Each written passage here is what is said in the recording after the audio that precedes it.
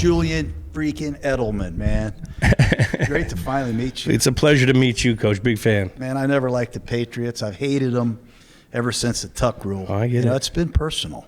But 620 career catches, almost 7,000 yards, 2,500 yards as a punt returner, 40 touchdowns. Should you be in the Hall of Fame? That's not for me to decide. 3 Super Bowl championships, an MVP of the Super Bowl. I mean, What do you got to do to get in? I don't know, and that's not that's not what I grew up really wanting. I grew up wanting to hoist a Lombardi trophy. I grew up watching the San Francisco 49ers win championships after championships. My dog named Dwight Montana. Like, that's what I grew up wanting to do. I remember being in the middle of the street and my dad throwing me balls. Yeah. And I remember he would always say, "Are you gonna make that catch over the middle when you have to pick up your teeth?" That's what I dreamed about. So the Hall of Fame, to even be in the conversation, is honestly it's an honor, because I respect this game. I know this game. I've lived this game. Yeah. But that wasn't my goal, and that's not for me to decide. Let me tell you something. I believe in Gruden grinders. I love guys that get the very fucking most out of themselves. And when I watched what you did, you were like a 99-pound freshman in high school. I saw that show. You go to San Mateo Junior College, Kent State, playing quarterback to the New England Patriots. And they got Wes Welker. They don't need a slot receiver. And now you become who you are. What are the traits that you had that very few other guys had? I think the relentlessness and the ability to go out and swallow your pride on, I'm here to be a receiver, and really like taking in, like, I got to make myself valuable. I'm going to go return kicks. I've never done that. I'm going to go cover kicks. I've never done that. I'm going to do whatever it takes to make this team earn more opportunity and have that poise enough to not want to kill someone, because I sat on the bench for 3-4 years now. I got my opportunities when people got hurt, but then I went right back to the bench when the guys came back in. Having that balance of understanding that this is a team game, mental toughness, doing what's best for the team when it may not be best for you, the relentlessness, and being around the guys I got to be around, that's ultimately why I got to go to where I was at. You were like a stunt man, like Evel Knievel playing football in the slot. Yeah. A lot of option routes, a lot of yards after the catch, but a lot of contact. Yeah. Being a great slot receiver, what are the characteristics that you got to have? I think you got to be able to take pre-snap, post-snap reads and be able to calculate that and process that quick. Being on the same page with your quarterback through reps and once again, knowing the middle of the field, knowing safeties, being able to take that pre-snap, post-snap picture. Quickness is obviously something you have to have, but you have to have a physicalness about you, because you're going to have to get through contact when you're lined up in the 3 spot and you got to bang against the middle linebacker. So there's a lot of little things, but I would say the root key thing is knowing the safeties. Knowing safeties is how you work the middle of the field, even though I did have most of my catches on the outside, Coach. Yeah, you caught balls everywhere. The slot receiver thing. The Tom Brady, the preparation, the Patriot way, Bill Belichick. When I saw you guys play, how many times would Brady just look at you and give you a hand signal or a verbal look to change the play? A lot of the times, but a lot of the times it wouldn't be a hand signal. It'd be something that we talked about that week in practice. And so we knew in that specific situation, most likely on a 3rd down, if they gave us this look with a certain tendency or technique that the guy was giving me, that we'd run a different route. So sometimes it'd just be like, all right, I see you see, let's go and execute.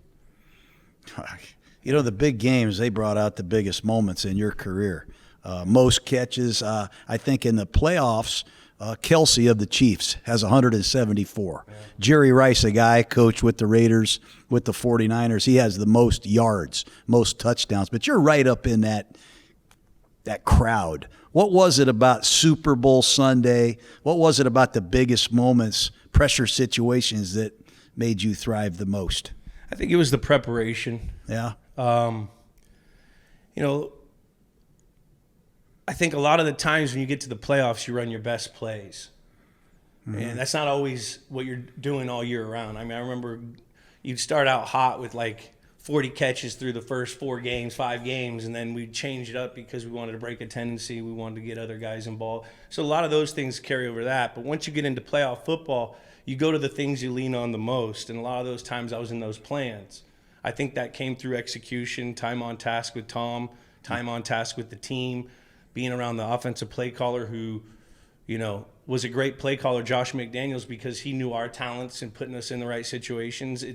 I think it's a combination of a lot of that. And then, when we practiced in New England, I remember early in my career, I was catching punts, and I never caught punts really. And Bill would be around, and I'd get nervous. Whenever he was around, you get fucking nervous. He was the general. And I remember one time he goes, Jules, I'm going to be at the fucking game. I go, all right, yeah. So like that, and I say that story because that's how practice was. Everything was being evaluated. If you didn't have a good practice, if you couldn't sleep at night, and that, I think when it got to like later in the season, when the body started to feel good after that week, 12, you're dinged up, things start carrying over, there's a light at the end of that tunnel, that's when like you really in-tuned your practice, and it got better and better. And like, I think it was always just the practice and the prep. I would see you sitting at the Celtics games right on court side. I say, look at that freaking guy. You have really transitioned out of football into this podcast, this media world. It's become really sensational to watch. I'm doing this Barstool thing now. You're killing it. I'm trying, I watch you man. all day, man. I'm not But, joking. give me some advice. Give me some You don't tips. need any. You don't need any. Now, come on, give me something. I still need the advice. I'm a newcomer. I mean, I think you obviously have a passion of football, and that's what this all shows and portrays, and that's gold. Passion and what you love doing. What you're doing is will always sell. So you just keep doing what you're doing, man. No, don't be hesitant. Bust my balls. I can take got it. nothing to I know bust. you're good at it. I hear you busting balls all the time. No, I can't bust coach's balls. What's it like, the preparation, you and Gronk doing this? How much collaboration is there during the week? It is. We've tried to create an environment much like it was in New England, where, we put our time in the prep. Like we'll sit there with the TV on with the outline. We'll go over all our guys. We'll be in the hot tub while we're doing it, kind of like we're getting ready for practice. Maybe go hit a sauna session in there. We tried to make the facility completely like it was at work, and we try to pretty much capture all the time when we weren't in meetings or playing, and try to deliver that to the people all the time. Those 10-minute meetings you guys get when you had a 45-minute team meeting, then you got to go to O&D. Those moments, those 10 minutes are something that we miss so much the most of when you retire. You're right. It's that fucking in the locker, busting the guy's balls, talking about the weekend, talking about your opponent, like those moments. And so we've created this thing and tried to capture those moments. When I got fired, I started looking at the media the first time. When I saw Coach Dungy, he was doing the media. I was doing the media. Brian Greasy got in the media. Chris Sims is in the Joey Galloway. I mean, Warren Sapp got in the media. We've had a lot of Buccaneers kind of get into the media. But now when I turn it on, there's Brady everywhere. There's Gronk. There's Edelman. You guys are kind of taking it over, man. Well, you guys were winning a lot then. People like winners. We won a lot. Yeah. So what are you looking at doing here in the next 10 or 20 years of your life? First and foremost, I'm a pops. So I got an 8-year-old girl. This has been like the best part of my life. Now that I'm retired, I get to say yes to the things that I never got to say yes to. And what people don't realize, when you're in football, there's so many sacrifices, not that you just have to make, but your family has to make. And they're cool with it because they're football family. So going on in the next 20 years, be around my daughter as much as I possibly can, make her, give her all the assets and the resources to let her chase what she wants to chase. I enjoy going out and exploring people's preparation process with Games with Names and Dudes on Dudes, our podcast. I like being able to talk war stories, locker room stories with people that played in impactful games, that had an impactful game that game. So I'm enjoying my life right now. So. Are you a Skoll brother? What is that? That's Copenhagen Wintergreen Long Cut. I was at Copenhagen, man, for about 25 years. Yeah. I finally quit And smelling that, it's tough on me, bro. You know, it's tough. I put this one in. I just came from the Chiefs practice. Did you? They let me in. And Andy came and hunted me down. He shook my hand. He grabbed me to him. But I had to put this dip in because once you get on that grass, Super Bowl practice grass, always pretty good from the few that I've been in. Just that test warm up before the game. Like, I had to throw Look one at in. you spitting all over yourself. I freaking love it. I went and watched the Chiefs. Andy and I coached together for years. I got to go to the Chiefs training camp. I stayed overnight, went to the meetings. There's something about preparation. I don't think a lot of people get it. You know, intense preparation is a big part of winning, and it really affects the way you present on game day. But the Chiefs are at the cutting edge, I think, of preparing to play a game. Could you feel that today? I could feel it, and I think it, you know, I don't want to give too much away, but I think it all stems from their quarterback. Mm-hmm. You know, it was a fast Friday type of practice, move the field, a couple of those, let's warm it up, let's get some execution, no ball on the ground. But, you know, everyone was not padded up. You know, it was one of those things, but who's in pads? Number 15. Who's going through his reps? Who's got the, you know, who's got the focus factor while everyone else kind of does their thing? 15. You know, and I think having the big dog, Andy Reid, having 15 and Spags on the other side, that's a hard combination when you got those three. Mm-hmm. I want to try to come on your podcast one day. Yeah, you know, got to. I'm trying to get you on there. You know, Gronk, I saw Gronk said he was talking with Dana White. They were busting my balls because they said I turned him down in Vegas. Did you see that? I think you were talking about that. Yeah, I mean, it was fucking. I want to set the record straight on that. What are you setting straight? Well, we're going to do it on that podcast. Let's fucking do it. Yeah, let's Don't threaten do me that. with the good time. No, I'm not threatening any. I'm just trying don't try to bribe me, you into getting on your dang podcast. But you don't think I want the best players on my team? How dumb do you think I am? You guys must think I'm stupid, huh? No, I don't. I don't think you're stupid, Coach. Yeah, you do. You guys were killing me, man. Anyways, if I could, can I just play a Patriot word association with you? Yeah, let's do it. And maybe just give me a few words on these Patriot players. So, all right, one word or a few? Yeah, just a few. Right. I want to start with Josh McDaniels. Josh McDaniels, guru. You know, he coached the Raiders. He took over for me, really. And the choice routes, all the different nuances that they run. He is a guru, isn't he? He's a guru. I would say Josh is really good at being able to design game plans around the strengths of what his skill guys are, or, you know, his quarterback. He's really great with the quarterback. I just remember always night before games, you know, when you're leaving our walk through, him and Tom are going through play sheet and finishing each other's sentences. I think that relationship between him and the quarterback has always been really strong. He's clearly developed a guy like Mac Jones to be a Pro Bowler. So I'm excited for his opportunity coming forward with Braves. Tell me about. I love Josh. Tell me about Bill O'Brien. That's teapot. Mm-hmm. He yelled. Now, he was also a really big X's and O guy. He's an Ivy League guy, Brown guy. We all know that. But he's a type of guy that if you did something wrong, he wasn't afraid to let you know that you did something wrong at a very high decimal. What about Gronk? Tell me about him. Gronk is like a big Labrador. You know, like a big golden retriever? Yeah, I kind of feel that, Clifford. He's pretty much Clifford the dog. He's always happy. He was the same guy at work every day, just happy to be there if he was healthy, of course. But worked his tail off. Actually is a savant when it comes to football. Everyone thinks Gronk's just a caveman, but Gronk never made mistakes on the field. He's also a monster. We used to design runs to the 9 technique with Gronk. He broke Vanna Bosch's neck. That's the kind of tight end he is. It's a completely different position now. Tell me about LeGarrette Blount. Blount. Yeah.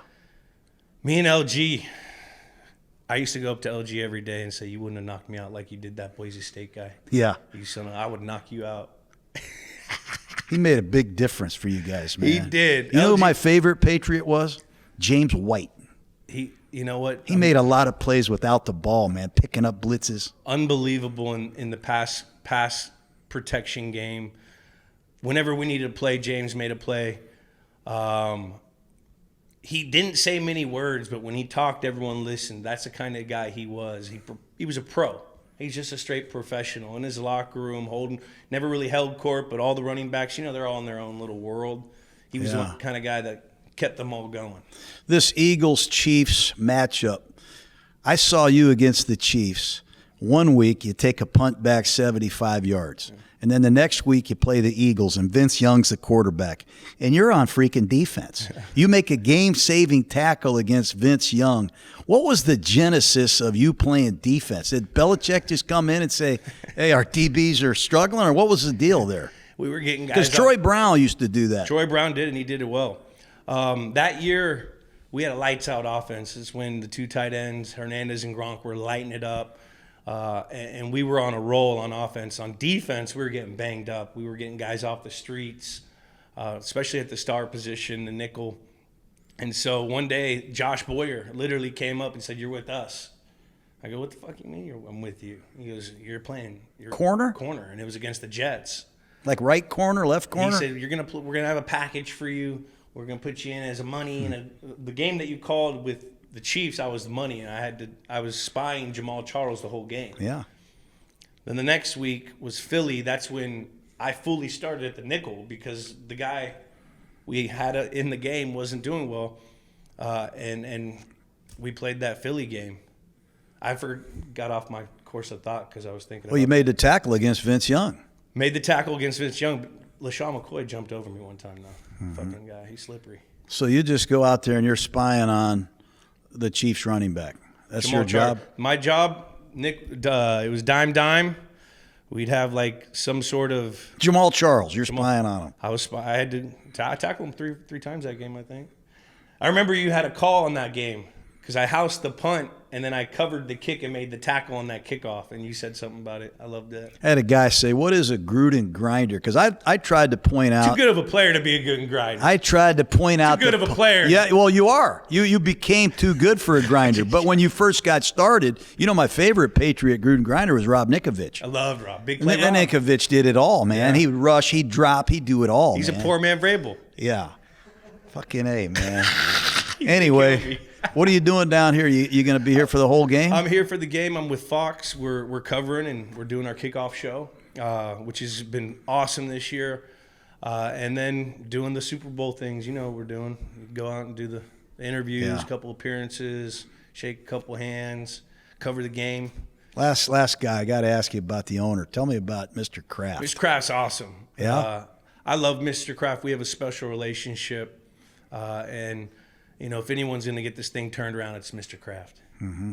Love you, brother. Love you too, man. Great to finally meet you, man. Yeah, I'll give you my number. Maybe I can come on your show. I hope. I want to give you guys some shit. I still got to talk. I still want to talk the get open wide shallow concept. Because I used to run that West Coast back in the day, double streak to shallow. You did? The backside. That's at Kent State. We were in the. If you would draw your go-to. I just want to see what you got 620 career catches. Draw me your money route I got to put in when I come back and coach in Germany. The last 3-4 years of my career, we had this thing called the read it route or a beaver route. And I basically had 52 yards to get open. So it was. Put it on there. So we'll do the early down, which is. Let me hold your microphone. So go ahead. I'll hold it for you. This is teamwork right here. So we'd be a Y here. I'd be an F here. This is Z, X, we got H, we make it strong, Q, or he'd flip over here, I'd fing in, he'd block, I'd go 6, 16, 18, and I could take it either in or out depending on the coverage. Middle closed, you would break out? I'd break it in. You want to win in until you can't. Okay. So at 16 yards, full speed, you're making the break. Full speed. But then it's 16 to 24 over here. I would always bend mine because I always wanted to create separation. They'd like it high depending on certain guys, but then you'd hit it over there. And then on the backside we'd have double streaks, and it was literally just me get open. Now that would be like an early down because we sign that way. I'm gonna put that on eBay. And that's Beaver. I gotta pay the freaking bills. Put a Julian Edelman on there. Yeah, that'll pay a Brent this month. This is the third down call that I like. Okay, let's take that too. That'll pay my food bill. We just went out of trips right here, and I would be the F or the Z in this, so it was like the Army personnel. Mm-hmm. The backside, streak, max protect. You go in, up, you can go here, or you can go here. A lot of the times I break it Same out. depth? Same depth. 6, 12, 24, high angle, let him. Who thought of this?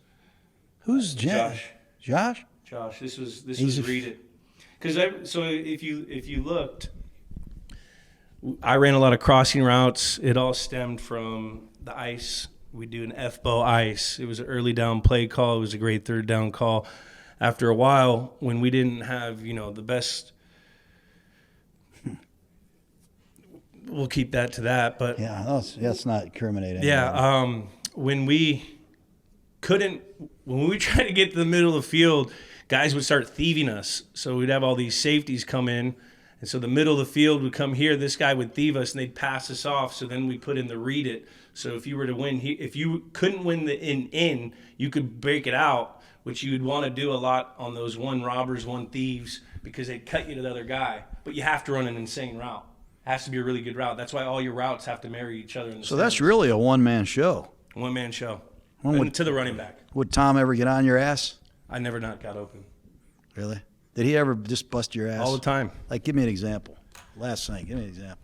Let me feel the wrath. I remember my first day. So my first day, rookie camps break. We get into organized team activities. The big dogs there: Randy Moss, Wes Welker, and Bubba Watson.